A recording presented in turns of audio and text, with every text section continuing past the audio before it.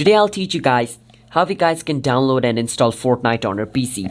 Now to run Fortnite, you need Epic Games Launcher because through Epic Games Launcher only you can launch Fortnite. So first you want to search for Epic Games Download. Once you search for Epic Games Download, click on the first option. It'll take you to this page. Over here, click on Downloads Epic Game Launcher. Once you do that, your Epic Games Launcher will download. Once it downloads, you want to go into Downloads folder and install your Epic Games Launcher. Once you install Epic Games Launcher, open it. Make sure to log in into your Epic Games account. Once you open Epic Games Launcher and log in into your Epic Games account, you want to click on Store. Once you click on Store, over here at the top you will see the search icon. Click on Search.